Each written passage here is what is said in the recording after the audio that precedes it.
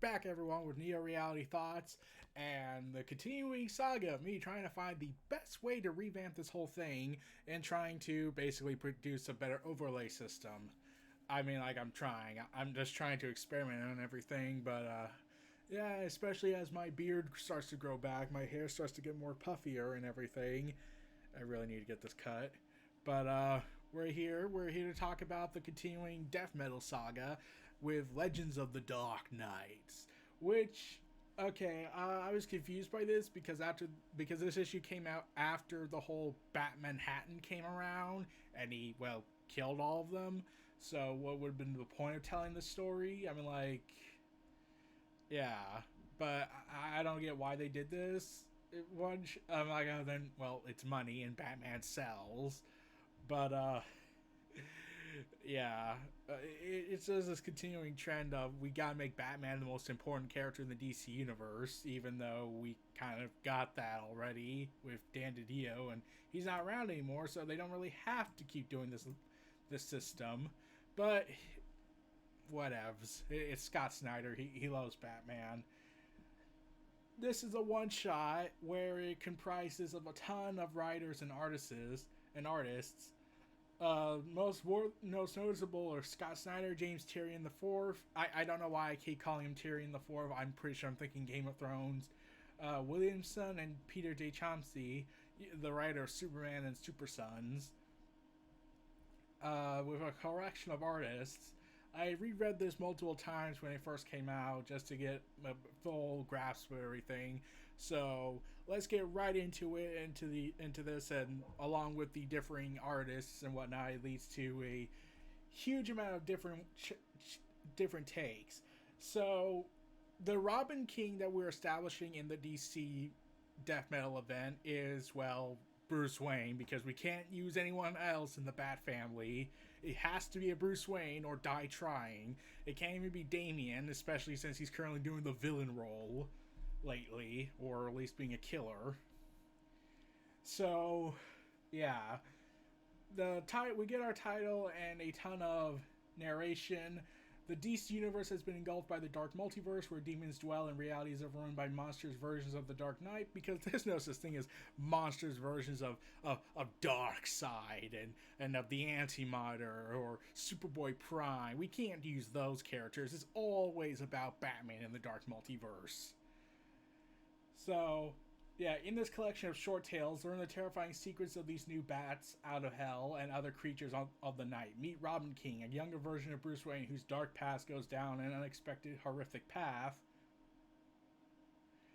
Plus, read about the shocking secret buried deep beneath Castle Bat, as well as the story behind the sentient Batmobile and how did Batman turn into a Tyrannosaurus Rex? They already explained that. It was very quick. So those expositions, short little expositions that Wonder Woman did, where she joked with the Batman Saurus Rex or B-Rex, yeah, screw that logic. We gotta go and do this again. So the tales are The Darkest Night in I Am Here Now, Robin King and King of Pain, B-Rex and Batmansaurus Rex, Castle Bat and This Man, This City, Batmobeast and Road Warrior, Baby Batman and I Shall Become. We never even seen Baby Batman, so we can't. So yeah.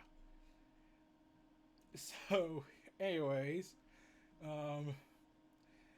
we get the narration from the Batman Who Laughs. I am aware of what they will say to me before they say it. The first will ask if it worked, then the second will ask me if I'm here. The third will want to know if I can hear them. Did it work? Is you here, sir? Sir, can you hear us? The three Alfreds are here, and Batman Who Laughs says, and I am here. He's waked. Yeah, so it's the three Alfreds. We got Cybernetic Alfred, what sounds to be a blinded Alfred, and also the Alfred who's been lifting them weights, bro. Yeah. So they go ahead and are rejoicing over the fact that he's awake and it's working. and that it's really him, really me. No, I am no longer the one who laughs. I am something more. I just need to figure out what that is. To know who I will be, I must understand who I was, and above all, for a long time I was simply Batman, a hero born from tragedy, e, from bullets fired in the dark Gotham alley. I swore an oath on the parents' grave to avenge their deaths by protecting others from their fate. I trained for years to uphold this oath, traveling the world, perfecting my body and mind. I embraced the creature that haunted my youth, and I transformed myself into a living symbol of a Cape Crusader. And I changed Gotham City with incredible allies at my side. We fought back against the crime night after night. Whether we were up against street criminals or villains larger than legend than even us. If I were the Batman of the real world, of Earth Zero, this is where my story would end. But I am not Batman. For deep in the dark multiverse, my sick story deviated from the core. The dark multiverse has always been home to the most twisted fears of the true Earth above, and the fear that shaped me was Batman's darkest terror of all. The fear of what he might become if the Joker finally pushed him too far. I can still hear the snap of the clown's neck in my hands, and his gasping last laugh. It was his final joke, you see, a toxin in his heart released upon his death, a toxin that would have whoever killed him into the next Joker. So, next time I put a bullet through the Joker, gotta. But I became something far more powerful. Batman's story had always been one of overcoming adversity, winning against impossible odds. Now with Batman's mind and Joker's pitch black heart, I was the apex predator. A Batman who laughs is a Batman who always wins.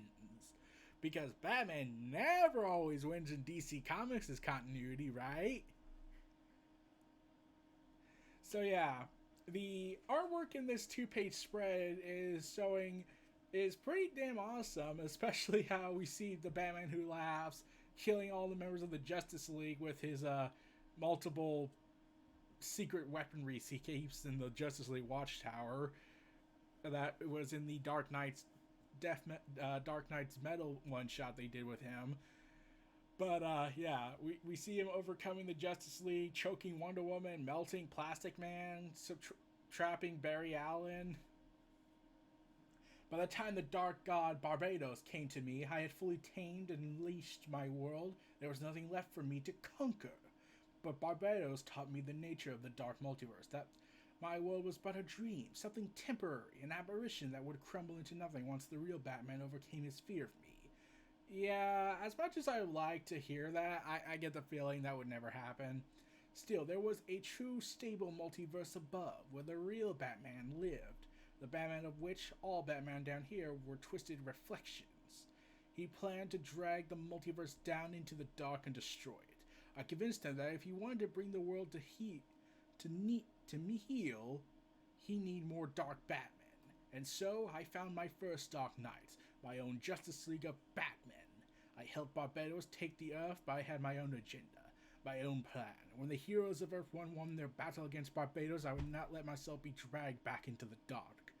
So they're showing the scenes of Dark Knight's Metal, where during this event, he and other versions of like the Dark Knights, like the Flash Dark Knight, Green Lantern Dark Knight, battling everyone.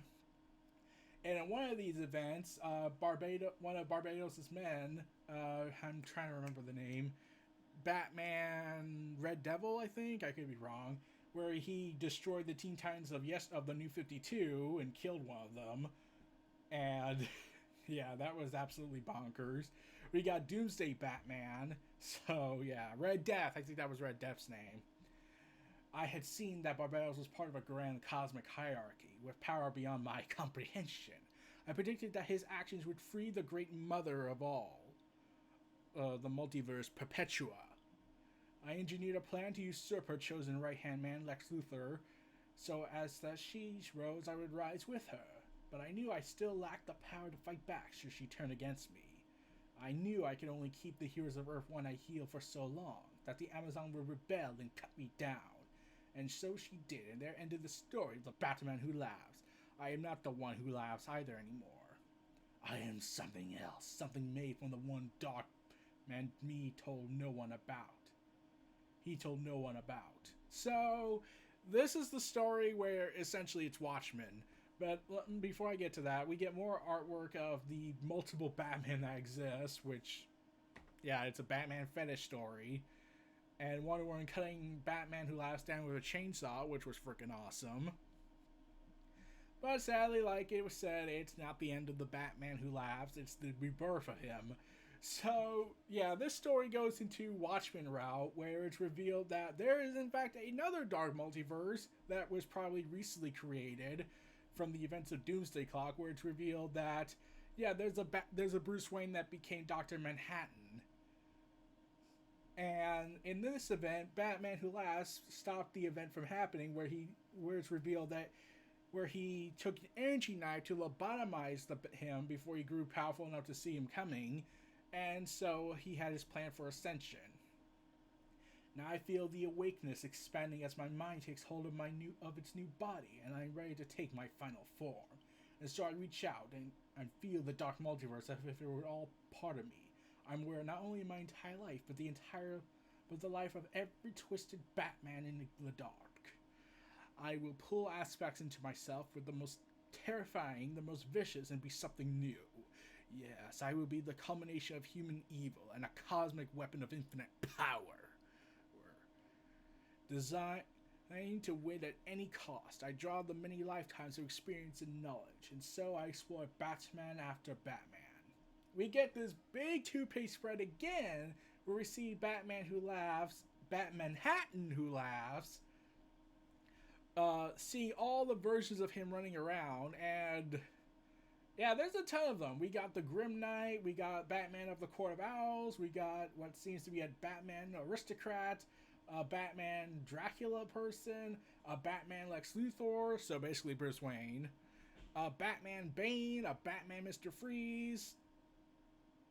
Why? A Batman Caveman who cut the limbs off of the Joker. So yeah. And yeah. And then as he went ahead and stitched their experiences and stuff into his mind, becoming more and more powerful as he pushes deeper into the dark, until suddenly it dawns on me, a revelation clear as day, a simple truth I never saw before this moment. Batman has always been a reactionary idea, who was born in response to those gunshots in the alley, and just as he is a reaction, so too are all the twisted Batmen of the dark. And even the most dominant is still a reaction to some fear that has shaped him, built him into a newer, crueler incarnation, perfectly designed to overcome it. Now understanding this, I know that I am not a Batman of any kind, not a Batman Who Laughs, not a Batmanhattan, not even a culmination of all dark Batmen. Yes, you are. I am more, and to be more, I must not be a reaction, I must be the thing that creates the reaction. I will be the bullet. The multiverse will be the dark alley, and its wheels will fall like pearls before me. My mind cackles with cosmic awareness. I sense a power that will soon be in my grasp, and I see what I still have to overcome to take it all in mind. The speedster with the touch of Manhattan, Wally West. I will take his power, and then I will rise and create my own multiverse, a multiverse that laughs, every planet like a bullet to be fired at gods like Perpetua. A multiverse that will eat all other reality after reality until there is no being in the omniverse but me, the darkest night of all. Did it work? Z, you there, sir? Sir, can you hear us? I am here. We followed your instructions to the letter, sir. The implementation of your brain seems to be a success. By God, it's really you, isn't it? Say something, please! Bang! So this was written by Scott Snyder, James Tyrion IV, and Joshua Wilson, with artist Tony Daniel. So yeah, essentially, and yeah, they're establishing that yeah, there's an omniverse, a multiverse again from Convergence, and once again they're basically alluding more to probably Marvel's cosmic forces. You know, the one above all, who Perpetua alluded to slightly, where she says there's a force, if they figure her out and what she's doing, they'll come after her, who she's afraid of, and one of them, it has to be the one above all from Marvel's continuity. And that one never really makes that many appearances, so it could be it. It could be part of that big group of people that are like her, but less malevolent.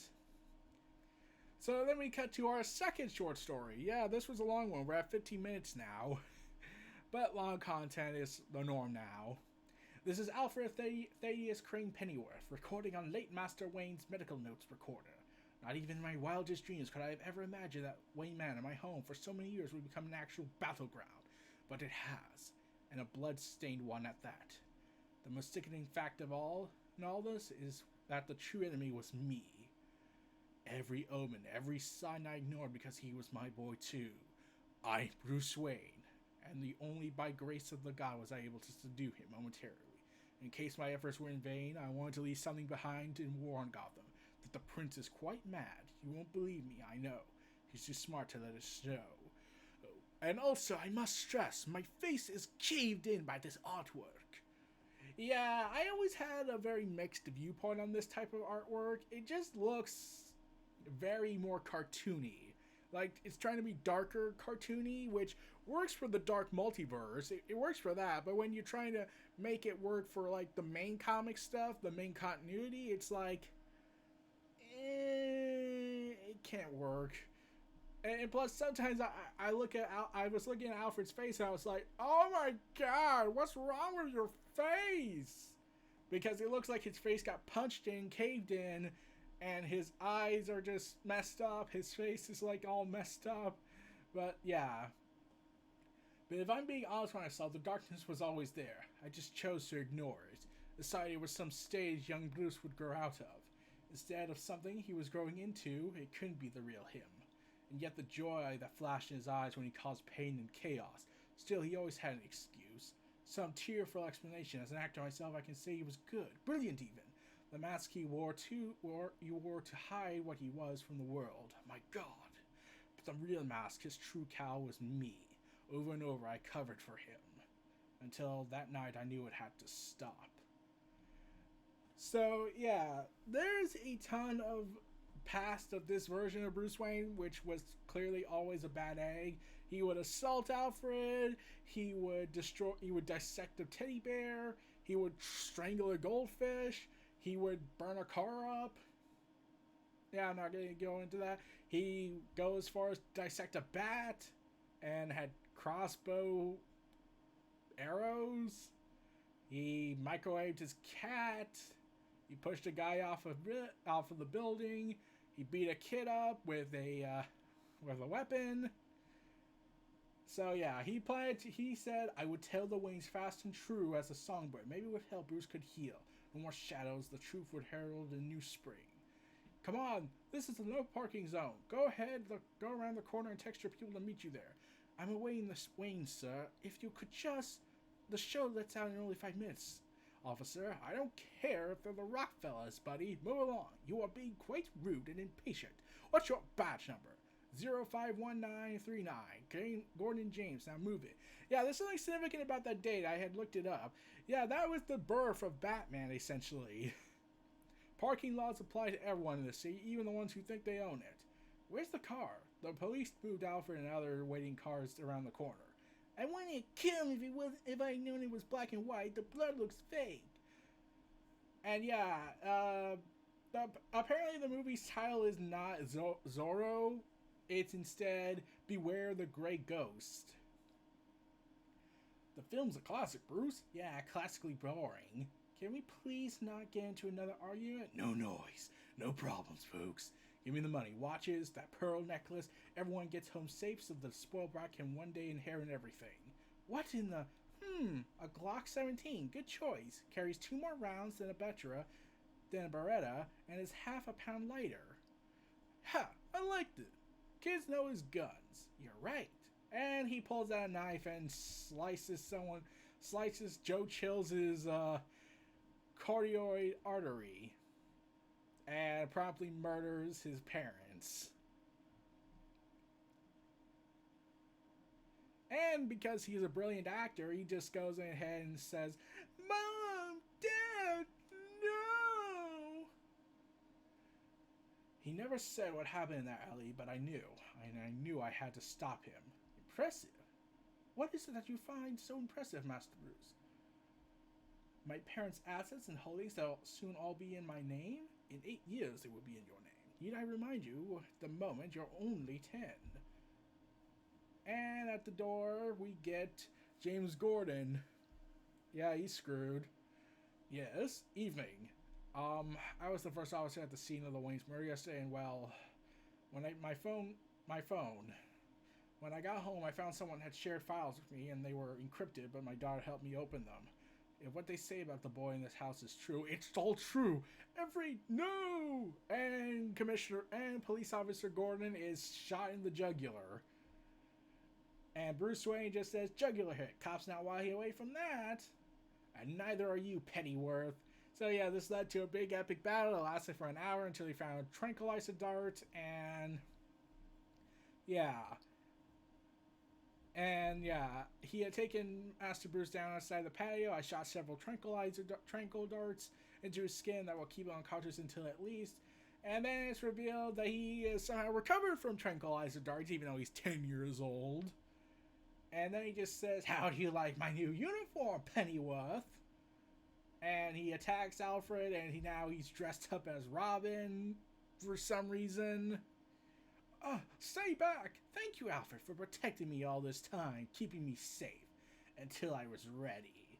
So he prepares to smash Alfred's head in with a bust, and Alfred's final words are, "Go straight to hell, Master Bruce. After you, old friend," and promptly murders him.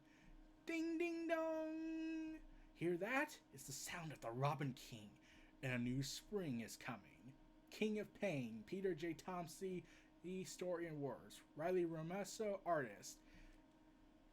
Like I said, this fits the dark stuff. This fits the dark, twisted multiverse if they're going for that route. But when you're trying to make a serious story with, like, or any type of positive light story, it doesn't work for me on that. I've tried with another story. I can't remember where it was, but I remember, like, the artwork doesn't fit it. But when I was reading this, it was like, the artwork fits the dark multiverse. It fits that.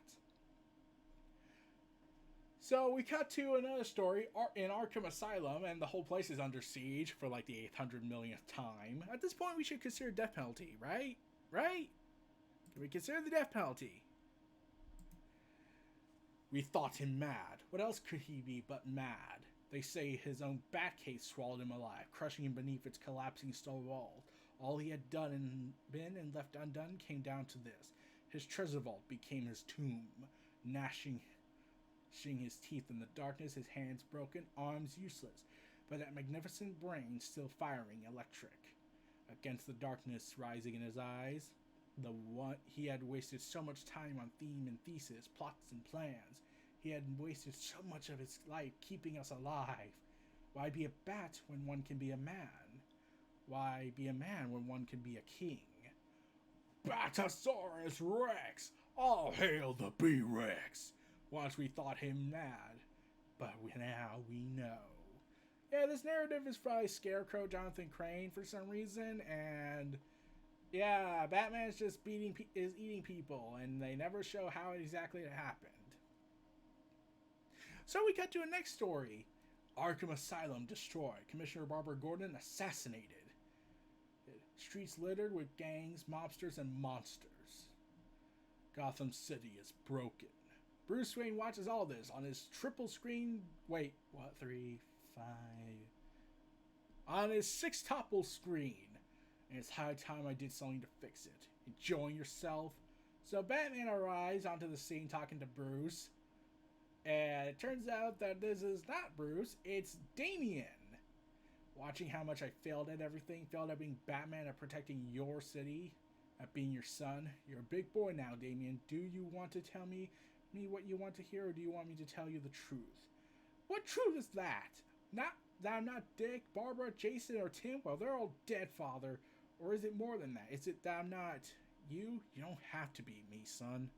But the truth is, you're not getting the job done. And while I may not be able to put the cowl on anymore, maybe I can still help. This withered old book may actually be the answer to our prayers, so to speak. During the 1600s, when Gotham was still young, it would see a feverish rise of a very deadly cult. This cult would ascribe to one main mantra, that the ancient Native American bat god they worshipped demanded their undying devotion. and their sacrifice. They believed the greater the love for the sacrifice, the more that God would reward them. And that the very blood of these sacrifices soaked into the land, bringing them closer to it, making them a part of it, making them part of Gotham itself. I don't get it. So you want me to perform a secret demonic ritual over an ancient occult book to save Gotham? No. Then what? Oh, I understand now, Father. Everything that's happened, Damien, I want you to know I never should have put this on you. This is my fault. And then after he hugs him, he promptly stabs him and says, we'll make this right. So I was thinking to myself, why couldn't this have been Damian Wayne instead of Bruce? Why does it have to be Bruce? I love you, son. I always have. But in order for this to work, I have to sacrifice something I love. And I think we both know there's nothing I love more than Gotham. So he symbolizes its occult using Damien's blood and promptly enters it to become one with the city. And so every part of what I love, every street light, and on every corner, every brick in every building, and the world promptly falls apart, every crack in the sidewalk. In order to save my city, now I have become my city. I have been and always will be Gotham. This man, this city. And I love the idea of this art style. It's drawn by Francisco Francavilla. I could be wrong in pronouncing that. And I was thinking to myself when I was seeing this artwork, it looks like this artwork would fit the 1930s posters aesthetic. It gives me that aesthetic. I actually like the story of the idea of someone becoming a city instead of a standard usual, I am the city and everything or whatnot. So as the story continues, society was running out of gas. The people were unable to govern, unable to protect their own shells from the demons among them. Yeah, this is Batman about the birth of the Batmobile. They needed leadership, a watcher, and a forger.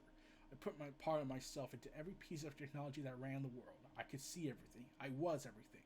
I became part of their lives. I was in every corner of their minds, providing comfort and security to sheep. But the sheep revolted.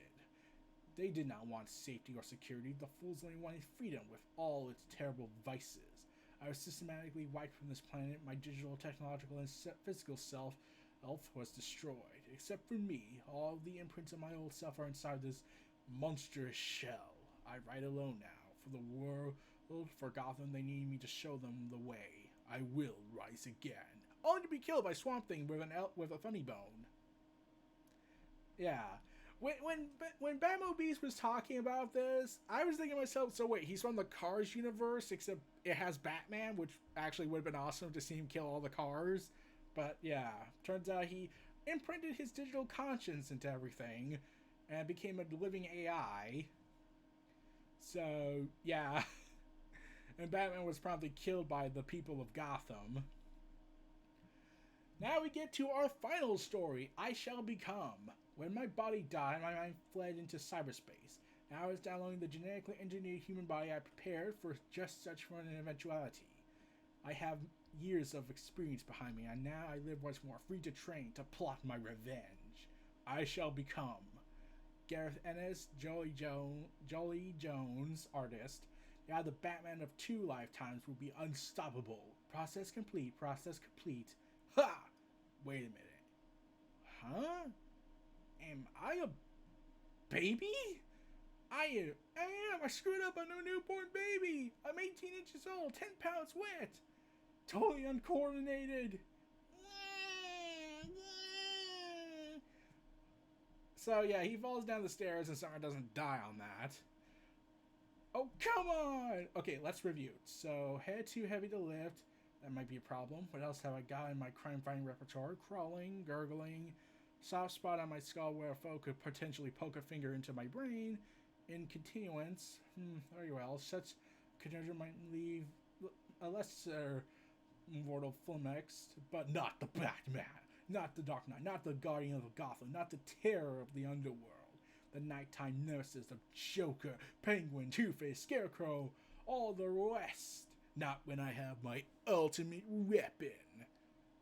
Crying! So, Yeah, that's the end of the Legends of the Dark Knights. Yeah, that ended on a rather just weird note. And I'm thinking to myself when I saw this was like, but we never see this character, so who is it? It just seemed like we need to fill this up to get a graphic novel length. Just throw a baby Batman. So yeah, I think they would have should have said more for going with Batmage, because he was like the right hand man of the Batman Who Laughs, it seemed, until he killed him. And ultimately, like I said, this story doesn't seem like it should have even happened. Like they like yeah, they explained everything in short little expositions, so they could have just ended that. But they wanted to make more to sell this. And I'm left wondering to myself, wait, why are we telling this story? Don't we already have something like this going on with small exposition dumps? I mean, all these Batmen are dead. They were all killed off by Batman Who Laughs. Castle Bat still exists. So like that was the only that and the Batman Hatton Who Laughs was the only good thing about it, about this story. Everything else was like, well, why couldn't you save the Robin King for its own one shot, or just tell in the pages of Death Metal? Like they should. And I hear they're making 3 trade paperbacks with all the tie-ins and one deluxe size hardcover. And I'm thinking like that should just be a complete collection stuff, because there's a tie-in that's going to be deemed essential material that makes you think this should have been part of the event itself. So when you're saying it's a tie-in, it has to fit the story. Then it's not tie-in. It's basically an unofficial numbered issue, but you're not making a numbered issue, which was Trinity Crisis. But we'll get to that when we can.